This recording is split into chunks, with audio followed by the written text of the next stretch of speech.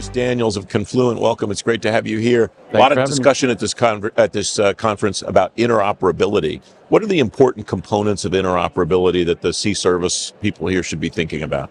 I think one of the challenges, at least one of the main topics that I've been involved in at the conference this week, is around artificial intelligence, machine learning, specifically in DDIL environments.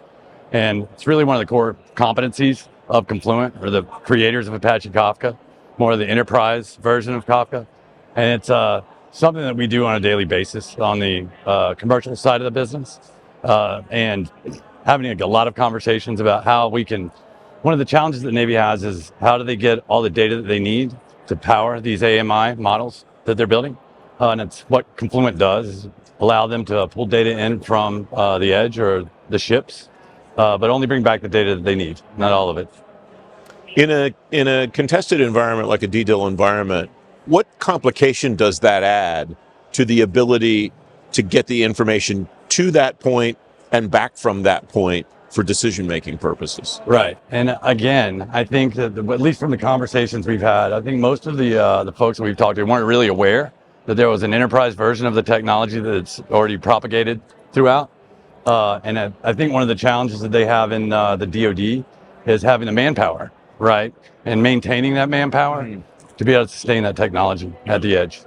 What should they be thinking about now in anticipation of deploying a solution like you're talking about, whether it's yours or somebody else's, but what goes around that infrastructure-wise, personnel-wise, in addition to the actual technology itself? I think historically, specifically in the Navy, that they've had an approach of a kind of a build versus a buy, like being our solution set is a lot more unique than what the commercial industry is used to. And I think what we're seeing now is more of a partnership with the private sector so that we can work together to try and achieve the solutions in a more of a rapid format. And that syncs with what all of the uniformed and civilian leaders that I'm talking to here are saying, which is we would rather get a commercial solution that we know is already pretty much baked. Right. And if we have to adjust it a little bit to suit military purposes, we will. But they seem to have been convinced to get out of that idea of build versus buy. Yeah, and I think the reason for that is a lot of times that they would assume that the commercial solutions that are available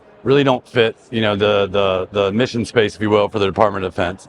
And what they have these days with a big embrace to open source is that you have about an 80% solution with some of the enterprise platforms, and that last 20% allows you to customize and make it extensible.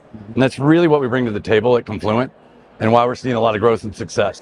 What do you see 6 months from now, a year from now, 2 years from now, that these folks should be thinking about and preparing for? A big move to the AI, ML, trying to do a lot more at the edge, where you can bring a lot of the intelligence from the edge and bring it back to these large platforms with the large investments.